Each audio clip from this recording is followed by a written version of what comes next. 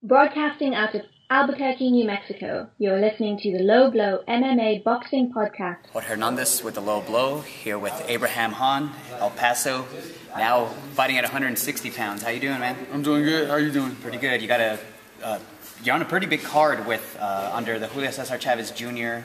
Undercard in your hometown of El Paso, Texas. On June 16th, you're fighting New Mexico's Josh Gomez, right? Oh, yes, sir. Or Joseph Gomez, excuse me. Joseph yes. Gomez. And it's a pretty big card. Is this the biggest card you've ever been on? Oh, yeah, no doubt, especially being in my hometown of El Paso in front of, the Sun Bowl. You're talking about 20, 30,000 they're expecting. So, yeah, by far, there's no comparison. Yeah. Your sister, Jennifer, who's a pretty good boxer herself, is fighting on the card as well. Oh, yeah, that's a bonus. Women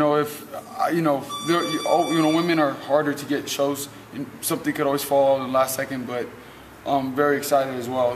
Me and my sister being on a big card in El Paso on the Sun Bowl, this is like once in a lifetime kind of opportunity. So we're both excited and looking forward to it. Yeah, there was almost a fallout with this fight just because of security concerns because of Julio Cesar Chavez Jr. And the whole dilemma that he may or may not be involved in. How did you feel originally when they were going to cancel that fight? I just didn't try to concern too much about it because, I'm with Top Rank and they're going to move the fight, I think, to San Antonio or Houston or something. So I know I'd fight anyways. It was just a bonus to be in El Paso, not to have to travel like I usually do for all the other fights. And to stay here, in front of my fans, in front of my family, in front of my close friends, it's kind of a blessing. They haven't really seen me fight. And to fight in front of them for the first time, to show them what I have, what I can do, it was awesome. And now that I have that opportunity, I'm very blessed and I feel lucky. Yeah.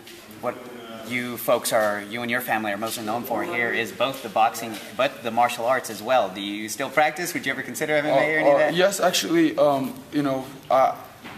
my focus right now is boxing. I'm going to give all I got, all my energy, 100% into boxing. But later down the road, after my boxing career is finished, I want to do MMA.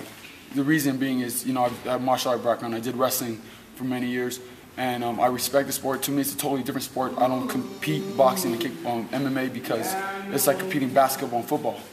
You put LeBron James in the NFL, I don't think he'll do that great. You know what I mean? You put Joe Montana in the NBA, not so hot.